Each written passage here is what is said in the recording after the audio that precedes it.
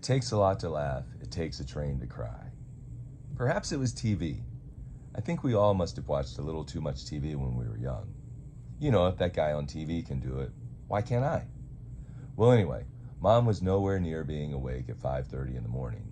I, on the other hand, couldn't wait to get up and start the routine of a 3.5-year-old. Every day was a day of discovery with no responsibilities. See, Mom had all the responsibilities in the 2-bedroom apartment. She had to take care of me, which was probably a real pain in the you-know-what. She'd never raised a child before, so she got all the help she could at her weekly Sunday afternoon Parents Without Partners meetings. Oh yeah, she had the phones too. Not one or two like most people, but about 20.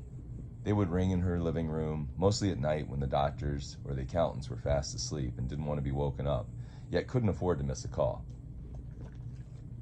She'd probably helped save more than one person's life when she decided to wake the doctor in an emergency. When the phone rang later that morning, it wasn't the doctor's or the accountant's phone, it was hers. And, oh, wait a minute, you don't know why she got the call, do you? Well, I'll tell you.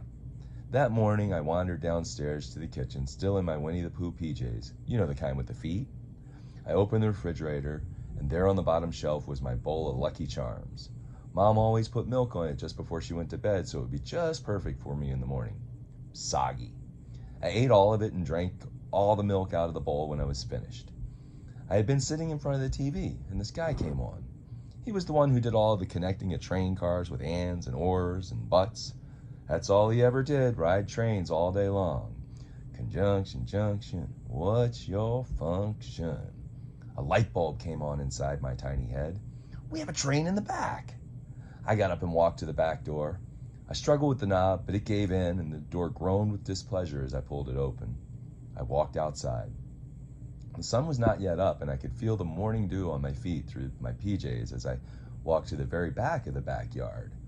I crawled through the bushes, and there before me lay the cold steel tracks that always led to trains. I started to walk in between the tracks. My legs were not quite long enough to reach from one cross tie to another, so I crunched along in the gravel. I walked about 200,000 million miles. Well, it seemed about that far to me. Finally, I saw the caboose. I reached it just in time. I had a hard climb with the first step, but the rest came easy. The train jerked and I fell down with a thud. As the train pulled away from the depot, a man was running after us, yelling and waving. I yelled and waved back. We left him behind along with the train depot and my apartment.